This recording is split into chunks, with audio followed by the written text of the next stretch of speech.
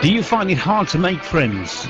Well, now it's easy by joining the world's #1 in chat. www.paltalk.com is where you download the software for the #1 chat program. In conjunction with Gemini Sound Radio, we're proud to be a part of the most awesome chat program around the world today. Once again, to download the software, visit www.paltalk.com. Alternatively, you can join the chat room here at Gemini Sound Radio by visiting the website at www.geminisoundradio.co.uk. Click the link, come say hi to the DJs and the listeners.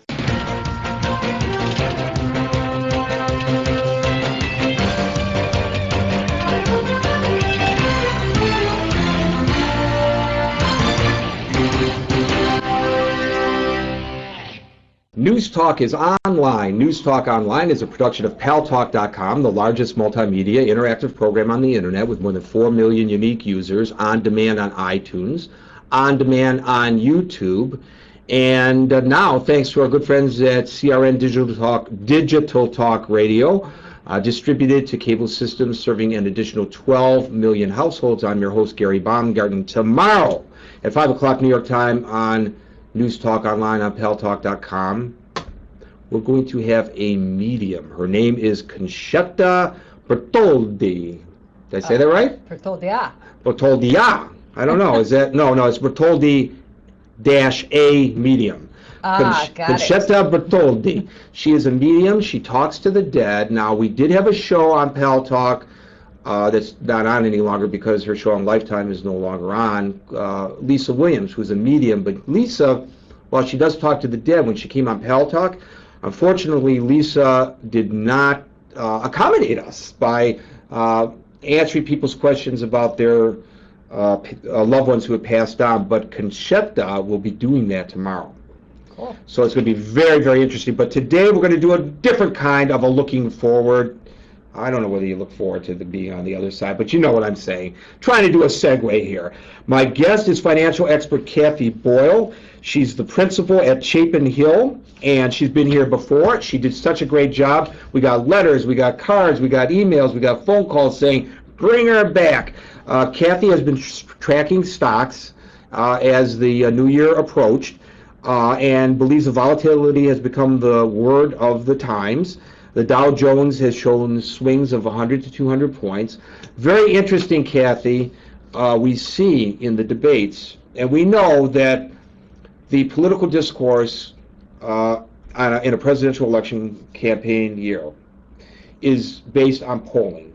Whenever the people, they're not so accountable to the people once they're in office. They're accountable to special interests, they're accountable to their parties, they're accountable to their own personal points of view. But when they're running for office, they're going to make all kinds of promises to you and me in hopes of getting our votes. So in order to do that, they do polling.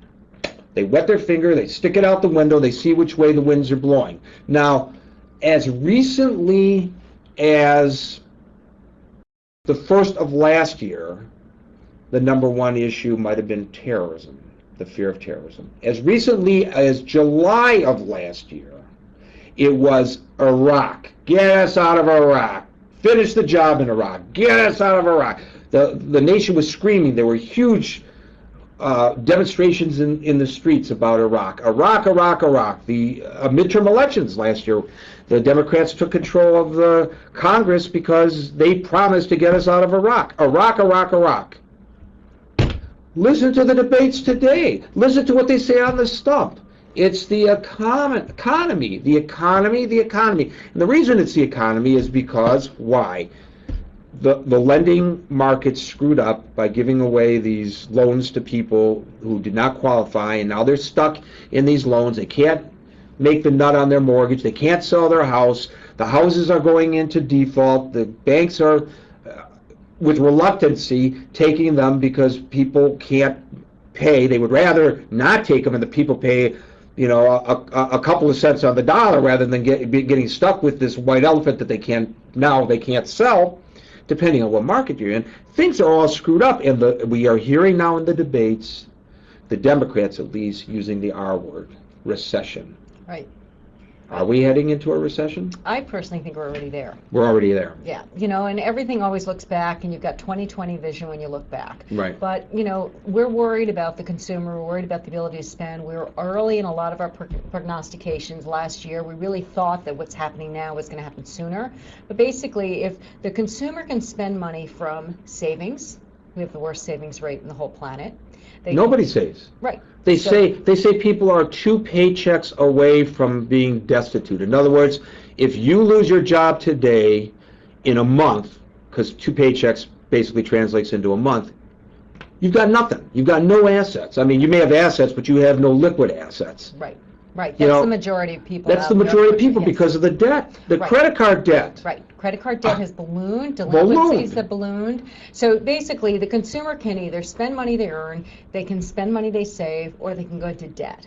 Well, right now, they're in debt up to their eyeballs. They can't borrow from the good old piggy bank house anymore. They want 25% down if you're going to buy a new house and stellar credit. So it's very difficult for somebody to get started, but more importantly, the consumer makes up 70% of our gross domestic product. That's just a way of measuring out production. So if you're a manufacturer, it's kind of like saying how many gross sales did you do? That's what GDP is for the country. So if the consumer gives up, that is the majority of our country's economic engine. So that's what we're worried about. You know, I know people who have become minimalists. They're like latter-day hippies. You know, the one guy I'm thinking of offhand, he's an artist, so he's kind of like this anyway, but he doesn't hang his hat in the same house for more than a month at a time. Mm-hmm. He hasn't paid a utility bill, he says, in 7 years. Oh my! Well, he's the rarity. I know, but still, there are people who they want to get. You know, I mean, there are those of us who got to have stuff. We're not happy without our stuff. I was at a Best Buy or something with my son, and they had 2 huge big screen television sets.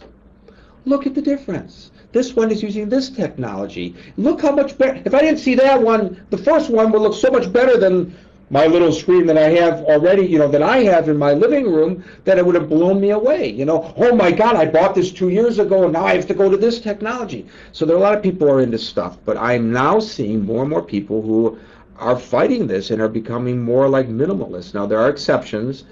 You know, we talked before Christmas, you know, how will the consumers react to the economy, and a lot of people, retailers, maybe because it was wishful thinking, but I think they were right. People, you know, Christmas is Christmas. They make an exception for Christmas. Right. But it's not Christmas anymore. It's January, and people are tightening up their belts. Right. Well, you're seeing more and more shows that are focusing on how to get out of debt. How does the consumer clean up their act? I did one last week for Fox Business. So that's a lot of the focus right now. But you got to look at the big picture and say, how long will this go on? What do I do? Do I panic? You don't want to panic on days like this. I mean, the markets are going to continue to be volatile. They're likely to continue to be in a downward trend for the next few months. Whether that lasts through the election or not is up in the air. The Democrats might promise a lot of things, but they won't be able to get in and instantly change. The Republicans are going to the administration saying, you got to do something, because now they're worried that their jobs are at risk because people see the government not stepping in. So people don't like either party any longer because they figure that they're all BSers. Look, somebody told me today that look at the Democrats. All they're talking about is change, change, change, change, change. Yes, they are saying change, change, change because the Republicans hold the White House. If the Democrats held the White House, it would be the Republicans talking about change. Right. They're just saying what the people want. They think that the people want to hear. Right. They're not doing anything. And you say, well, the Democrats may claim that they're going to come in and improve the economy. Well, they promised to come in and end the war in Iraq, and they haven't done that. Now, I'm not saying that that's necessary. I'm not arguing whether that's a good policy or a bad policy to just unilaterally withdraw from Iraq. I may have some thoughts about